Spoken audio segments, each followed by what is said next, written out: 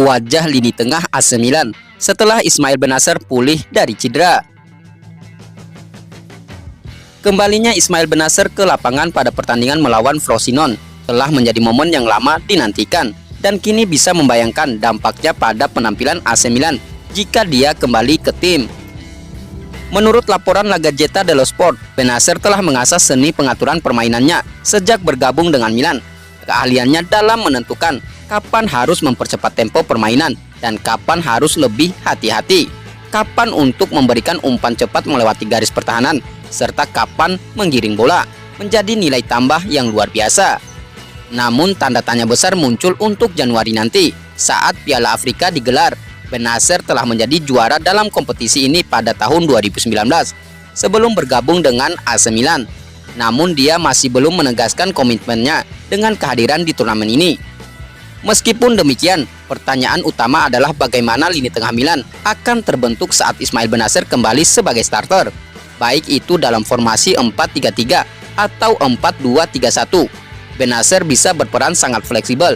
Dia mampu bermain di posisi depan pertahanan dalam double pivot atau sebagai nomor 6, serta bisa menjadi mejala atau gelandang serang. La Gazzetta percaya bahwa Bennacer kemungkinan akan menjadi alter ego Tijani Reinders dengan Yunus Musa dan Ruben Loftus-Cheek mengisi posisi lainnya. Ini akan memberikan keseimbangan di kedua fase permainan, menggabungkan kekuatan fisik dan kreativitas. Terlebih lagi ada banyak pilihan alternatif. Musa bisa bermain di posisi depan pertahanan, sementara Yacine Adli juga menjadi opsi yang menarik. Keduanya memiliki ciri sebagai pemain box to box yang alami, mirip dengan Tommaso Pobega, yang bisa membuat Bennacer bermain sedikit lebih ke belakang dan berperan sebagai orkestrator di dasar lini tengah. Ismail Bennacer kemungkinan akan bermain sejak awal dalam pertandingan melawan Atalanta pada akhir pekan nanti. Menarik kita tunggu bagaimana Stefano Pioli meramu lini tengah AC Milan yang sudah mendapatkan kembali jenderal lapangan tengahnya.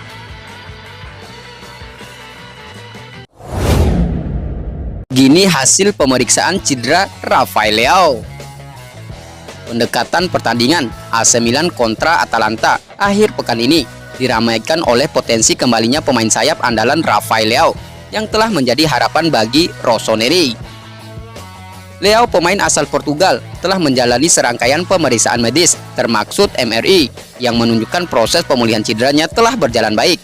Namun kendati cedera telah sembuh, kehati-hatian tetap menjadi prioritas demi menghindari risiko pemulihan yang terlalu tergesa-gesa yang bisa memperburuk kondisinya. Kabar terkini laporan dari Sky memberikan kabar menggembirakan. Leao telah mulai berlatih kembali pada hari Selasa, dan jika perkembangan positifnya terus berlanjut, pada hari Rabu dan Kamis, kemungkinan besar dia akan berada di lapangan saat melawan Atalanta. Setidaknya sebagai opsi dari bangku cadangan, jika Leao memang memenuhi standar tersebut, ini akan menjadi penampilan pertamanya sejak mengalami cedera saat bertanding melawan Lecce pada 11 November lalu. Kabar baik ini juga membawa harapan besar bagi pertandingan Liga Champions AC Milan melawan Newcastle pada Kamis depan.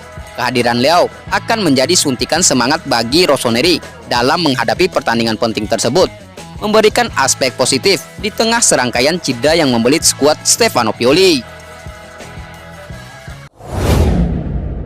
Rade Krunic, Yunus Musa, dan Theo Hernandez, trio benteng baru Pioli, penghidup asa Scudetto AC Milan. Trio Rade Krunic, Yunus Musa, dan Theo Hernandez dinilai bakal menjadi penyelamat AC Milan dalam memperebutkan Scudetto Liga Italia Serie A musim 2023-2024. AC Milan sedang terseok-seok dalam beberapa partai Liga Italia belakangan ini. Dari 5 laga terakhir mereka hanya menang 2 kali, imbang 2 kali, dan kalah 1 kali. Bahkan menghadapi tim Guren sekelas Lecce, Rossoneri hanya bisa bermain imbang 2-2. Oliver Giroud sendiri tampil buruk dan mendapatkan kartu merah. Meski demikian, performa AC Milan mulai membaik di 2 pertandingan terakhir mereka di kancah domestik, yakni saat melawan Fiorentina dan Frosinone. Hal ini merupakan efek dari performa cantik Rade Krunic, Yunus Musa, dan Theo Hernandez. Dengan didasari oleh ide cemerlang dari Stefano Pioli, pelatih mereka. Pioli merupakan pelatih yang menyukai eksperimen dalam skuadnya. Terbukti ia berganti formasi dari 4-2-3-1 pada musim sebelumnya menjadi 4-3-3 pada musim ini. Beberapa waktu terakhir, AC Milan dihantam badai cedera parah, khususnya untuk sektor bek tengah yang tinggal menyisakan Fikayo Tomori yang fit. Pioli lantas mencoba menurunkan Radek Krunic sebagai tandem Tomori di pertandingan kontra Borussia Dortmund. Namun eksperimennya mengalami kegagalan dan Milan pun takluk 1-3. Melihat hal tersebut, Pioli mencoba eksperimen lagi dengan memasang Theo Hernandez sebagai bek tengah. Ternyata mereka menang 3-1 kontra Frosinone. Hal ini merupakan insting tajam dari seorang pelatih setelah melihat kegagalan di uji coba yang pertama. Dan ini bukan bukti satu-satunya bahwa perubahan line up berpotensi jadi penyelamat AC Milan. Krunic sendiri sebenarnya merupakan pemain berpengalaman. Sejak 2019 yang lalu, ia sudah dipasang sebagai regista, mezzala, gelandang serang, false nine, winger, wingback, dan juga bek tengah. Meski demikian, rating tertingginya adalah saat dipasang sebagai gelandang tengah dengan nilai mencapai 6,79 berdasarkan WatchScore. Musim ini Krunic sudah dimainkan 14 kali di Serie A dan Liga Champions. Kalau ditotal dari seluruh penampilan bersama Milan, ia sudah dimainkan sebanyak 139 kali. Hal ini menandakan betapa besar kebutuhan Rossoneri terhadap seorang Radek Krunic yang berpengalaman. Artinya, sejelek apapun penampilannya dalam satu laga, manajemen tidak seharusnya mendepaknya. Tanpa disadari oleh publik, Pioli sebenarnya membentuk Milan sesuai dengan permainan Krunic, seperti dilansir dari laman Milan News.